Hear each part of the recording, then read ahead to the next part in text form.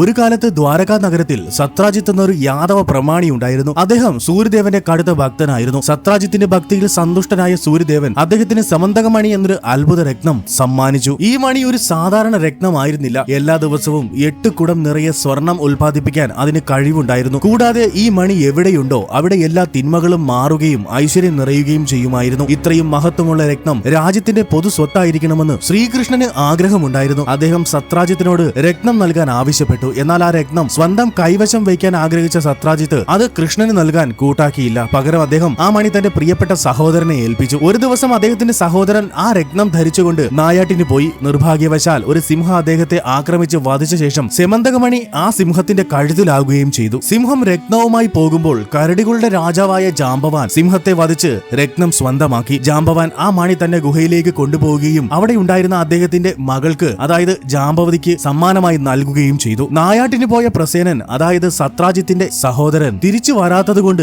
സത്രാജിത്ത് ആകെ അസ്വസ്ഥനായി. രത്നം തട്ടിയെടുക്കാൻ വേണ്ടി ശ്രീകൃഷ്ണനാണ് തന്റെ സഹോദരനെ വധിച്ചതെന്ന് അദ്ദേഹം തെറ്റിദ്ധരിച്ചു. സത്രാജിത്ത് ഈ വ്യാജ ആരോപണം ദ്വാരകയിൽ പരത്താൻ തുടങ്ങി. തന്റെ നിരപരാധിത്വം തെളിയിക്കാൻ വേണ്ടി കൃഷ്ണൻ ഉടൻ തന്നെ ചിലരുമായി വനത്തിലേക്ക് പുറപ്പെട്ടു. അന്വേഷണത്തിനിടയിൽ അവർ പ്രസേനന്റെ മൃതദേഹം കണ്ടെത്തി. പ്രസേനനെ സിംഹം വധിച്ചതാണെന്നും ആ സിംഹത്തെ ജാംബവാൻ വധിച്ചതാണെന്നും അടയാളങ്ങൾ മൂലം അവർക്ക് മനസ്സിലായി. അങ്ങനെ കൃഷ്ണൻ ജാംബവാന്റെ ഗുഹയിലെത്തി. അവിടെ വെച്ച് അദ്ദേഹം ജാംബവാന്റെ മകൾ രത്നം ധരിച്ചിരിക്കുന്നത് കാണാൻ ഇടയായി. അപ്പോൾ ശ്രീകൃഷ്ണൻ ജാംബവാനോട് പറഞ്ഞു, മണി തിരികെ നൽകണം. മണി നഷ്ടപ്പെട്ടതിന്റെ പേരിൽ താൻ നിരപരാധിയായ ഒരാളെ വധിച്ചിരിക്കുന്നതായി ജനങ്ങൾ തെറ്റിദ്ധരിച്ചിരിക്കുകയാണ്. തന്റെ സത്യസന്ധത തെളിയിക്കാൻ ഈ മണി അത്യാവശ്യമാണ്. എന്നാൽ ജാംബവാന്റെ നിലപാട് ഗുഹയിലുള്ളതെല്ലാം തന്റേതാണ്. സിംഹത്തെ വധിച്ച് താൻ നേടിയ ഈ രത്നം തന്റെ മകളുടേതാണ്. അത് നൽകാൻ കഴിയുകയില്ല. ശ്രീകൃഷ്ണന്റെ ന്യായീകരണങ്ങൾ തന്നെ ബാധിക്കുന്ന വിഷയവുമല്ല. തുടർന്ന് രത്നം വേണമെങ്കിൽ തന്നോട് പോരാടി നേടണമെന്ന് ജാംബവാൻ വെല്ലുവിളിച്ചു. താൻ ഒരു കാലത്ത് പ്രഭു ശ്രീരാമന് വേണ്ടി യുദ്ധം ചെയ്തവനാണെന്നും തന്നെ തോൽപ്പിക്കാൻ ആർക്കും കഴിയില്ലെന്നും അദ്ദേഹം പറഞ്ഞു. പോരാട്ടം ഒഴിവാക്കാൻ ശ്രീകൃഷ്ണൻ